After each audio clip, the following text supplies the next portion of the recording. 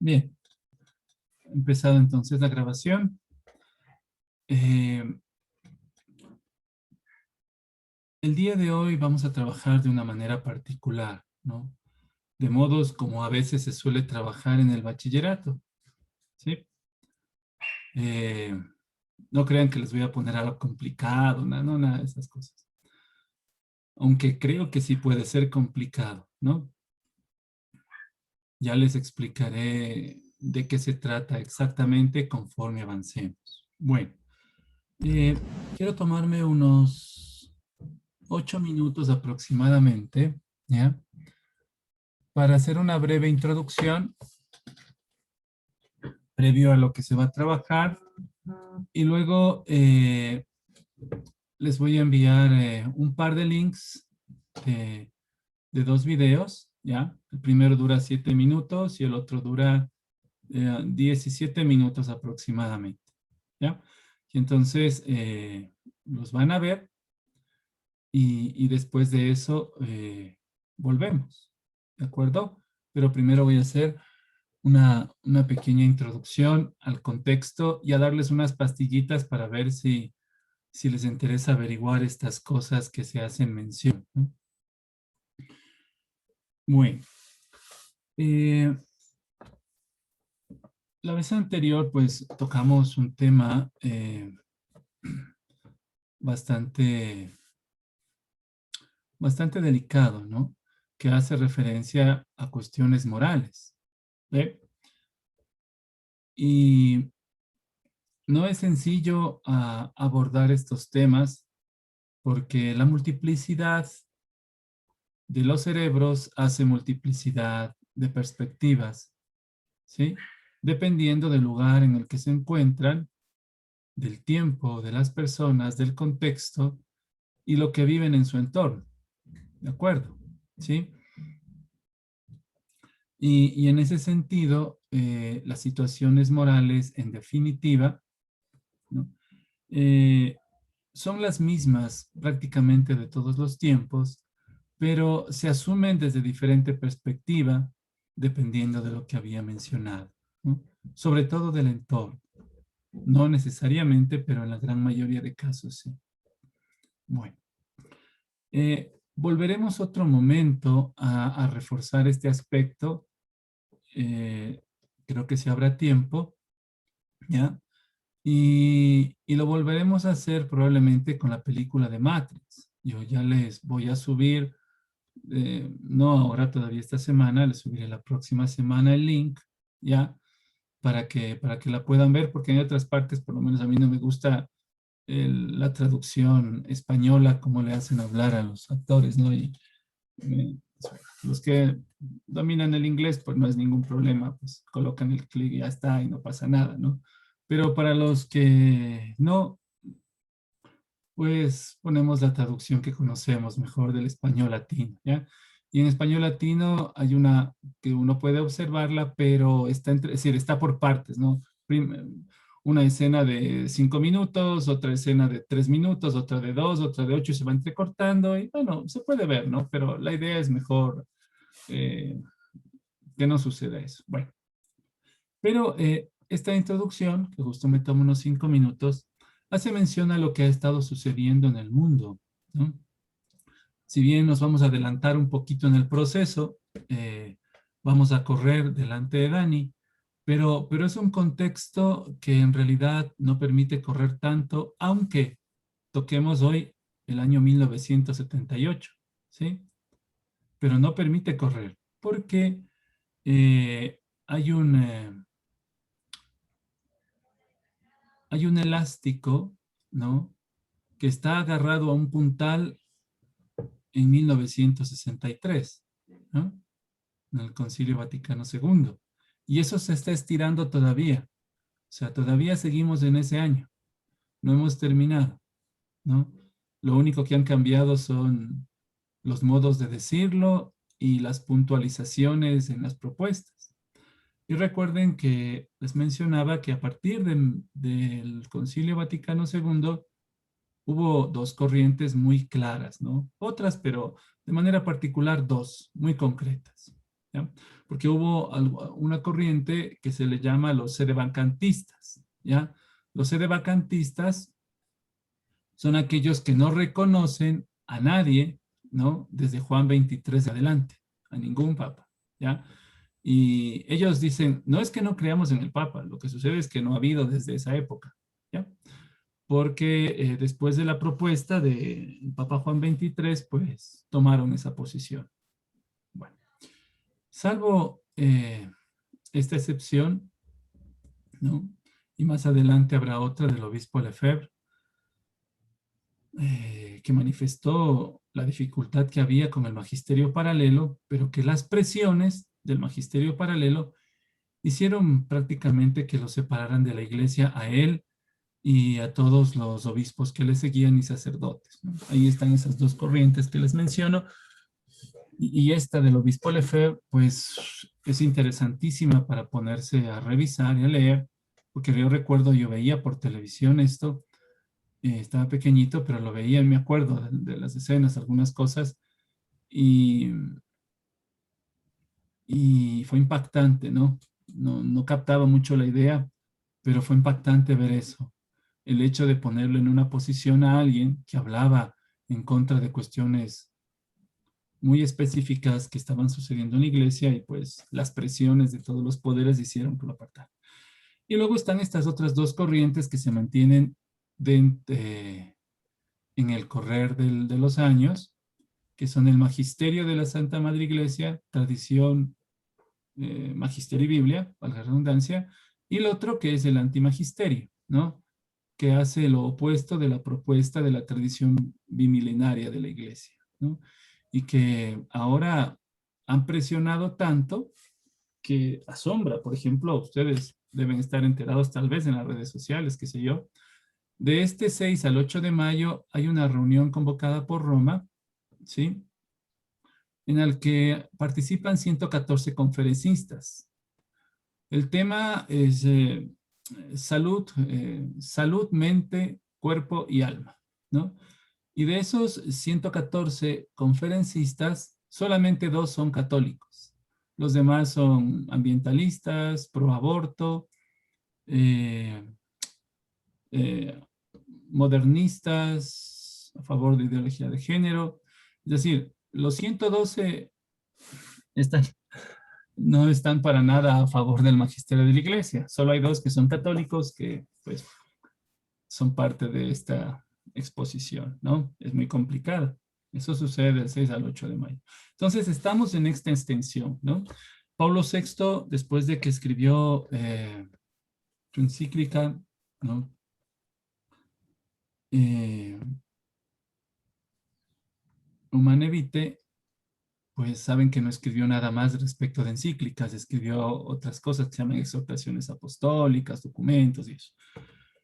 Y pues, según dicen, murió de la tristeza de ver todo el proceso que se estaba desarrollando en la iglesia, ¿no? Y se dio cuenta, pues, que en definitiva las presiones eran tan fuertes, a él le obligaron a firmar un documento, por ejemplo, para autorizar en ciertos lugares específicos la comunión en la mano, que luego no sé de dónde sacaron de ese documento de 1969, pues, y se extendió a todas las parroquias del mundo, pero sin una autorización, ¿no? Y prácticamente él se da cuenta de de la manifestación más clara de este magisterio paralelo, anti-iglesia, y muere de tristeza. En 1978, Juan Pablo I es elegido como sucesor de Pedro, ¿no? En la historia se van a enterar, es el primero que escoge un doble nombre, Juan Pablo, ¿no? Y ahora ya no hay dudas de su proceso, es asesinado en poco tiempo porque él intenta arreglar la curia romana y hacer otros procesos. Le sucede Juan Pablo II, quien toma el nombre de Juan Pablo en honor, ¿no? Al anterior. Y solo les quiero decir este otro dato. Juan Pablo II, de los 8 atentados que tuvo, pues fue uno que recibió que fue más fuerte, que como él dice, y algún momento lo comentamos, pues decía, esa bala la desvió la Virgen, ¿no? Que los médicos estaban locos, no sabían cómo explicar eso. Y él a partir de ahí empezó a creer en Fátima. Y se fue a Fátima y depositó esa bala y la colocó en la corona de la Virgen, ¿no? Coronó a la Virgen y puso esa bala ahí. Y el lema de su pontificado fue totus tuos, ¿no? Todo tuyo. Y puso a la Virgen María, a la Inmaculada Concepción, como fuente y sustancia de su pontificado, ¿no? Prácticamente todos los papas han puesto a la Virgen María como su sustento, ¿no? Prácticamente todos hasta Benedicto XVI. Eh, todos, todos, hasta Benedicto XVI. Y este es el contexto en el que se sigue desarrollando el proceso del magisterio paralelo, que hoy ha tomado una fuerza tremenda. El 10 de mayo, algunas personas pertenecientes a esta propuesta en Alemania harán un streaming sobre, como les decía la vez anterior, sobre bendición a parejas del mismo sexo. Y el 15 de mayo, también desde Alemania mismo, el presidente de la conferencia episcopal ha invitado a todos los protestantes y toda persona que quiera asistir a una, asistir a las Eucaristías, y los que quieran comulgar pueden comulgar, ¿no? Según les parezca. ¿De acuerdo? Así nada más. Entonces estamos en estos procesos bien dolorosos y difíciles para la iglesia, ¿no?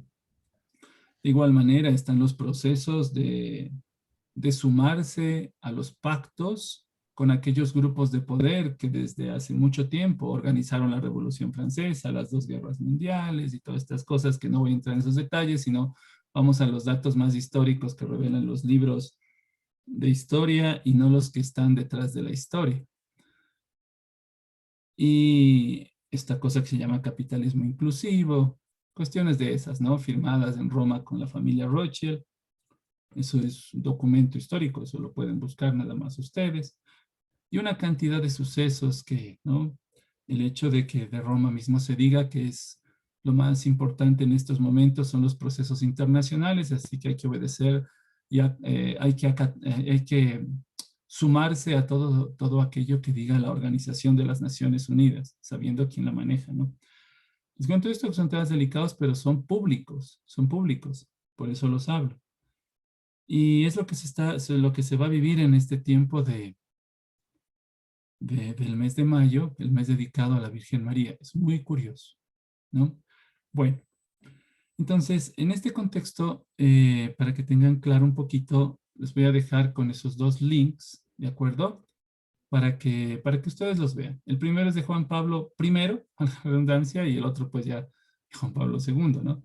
7 minutos dura el primero y el otro dura 17 minutos, se entenderá, ¿no? Porque el pontificado de Juan Pablo I fue de 33 días, ¿no? Y pues bueno, el de Juan Pablo II prácticamente, ¿no? Desde el 1978 hasta 2005, ¿eh? Entonces El sí, más es largo, claro, casi, casi, casi. sí. Mi Entonces, abuelita decía el año de los tres papas. Disculpa la sí, sí, interrupción. En ese año hubieron tres papas. ¿Qué sería el 78? sí. Bueno, una declaración. Yo me puse a investigar cuando pasaba en esta, o sea, no en ese momento, pues tenía 9 años, pero me puse a investigar y en la época de Juan Pablo II, si no me equivoco, si la memoria no me traiciona, había 36 papas declarados fuera de la iglesia después de estos procesos, ¿no? Y cada uno tenía sus movimientos. Y hay uno de manera específica que a raíz de la situación y la postura que toma Benedicto XVI, se declara papa, ¿no? No me acuerdo ahorita, me perdonan, estoy un poco cansado, se me olvidó el lugar, pero ya, si no lo pueden buscar, y tiene su comunidad, o sea, es declarado papa, está ciego ahora, pero es declarado papa, tiene los obispos, los sacerdotes, monjitas, y es una pequeña, es como esas pequeñas poblados, ciudades antiguas que estaban amuralladas y todo, ¿no? Y vive ahí dentro, y es todo un proceso, y bueno, le consideran una persona muy especial, ¿no? y entra en andas como solía hacerse en la época anterior a Juan, o la época de Juan 23 también, pues, ¿no? Es muy curioso, ¿no? Creo que Juan 23 fue el último que andó en esas andas, ¿no? Sí, sí, sí. Y luego Pablo VI dejó esa corona triple, ¿no? Que hacía mención aparte de la gloria de la Santísima Trinidad, era una parte, y de eso hubo una polémica fuerte y tremenda, ¿no? Lo acusaron a él muchísimo respecto de dejar realmente el poder tal como se lo había encargado Pedro, ¿no? Hubo muchas polémicas sobre eso. Pero bueno, unas situaciones. Voy a dejarles ahí les voy a compartir los dos links, ¿de acuerdo? Y luego pongan atención, por favor, a ello. Vamos a trabajar de una manera bastante distinta el día de hoy, muy, muy distinta. Eh, ¿dónde está el chat? Aquí está. Voy a ver que esté compartido para todos. Ya. Entonces, ahí les acabo de compartir. Ese es el de Juan Pablo I, ¿sí? Y ese dura 7 minutos, ¿no? Ya. Y les comparto el otro, de Juan Pablo II, que como les decía, pues se entenderá que dure más del doble de tiempo, ¿no? Que el primero, pues, ¿no? Pero sin embargo, los dos están muy, muy interconectados respecto de algunas cosas que les mencioné, ¿no? No está todo ahí, evidentemente. Estos son relatos más históricos del proceso, ¿no? Más que otras situaciones que se puedan mencionar, como decía, estas que están detrás de la historia, que son las que forman la historia, ¿no? Como decía, ayer estaba escuchando a un historiador, bueno, no historiador exactamente, ¿no? Y decía, muy poca gente realmente hace historia. La mayoría lo que hace es escribir relatos, ¿no? Y de eso pues también se compone, ¿no? La historia, evidentemente, ¿no? Y porque esos relatos vienen también desde la perspectiva de quien lo escribe, ¿no? Y a veces pues no es fiel, ¿no? A los procesos realmente que se han sucedido. Por eso se dice quien escribe la historia, pues quien ganó el proceso que correspondía, ¿no? Entonces en ese sentido lo decía. Pero bueno, les voy a dejar entonces con eso. Son las 11:08. Prácticamente son 25 minutos. Vamos a dejar, en 30 minutos nos volvemos a ver. ¿De acuerdo? ¿Sí? Ya, copien los links. Nos vemos en 30 minutos. Y si desean pueden desconectarse o solo apagar la cámara y volvemos en ese tiempo.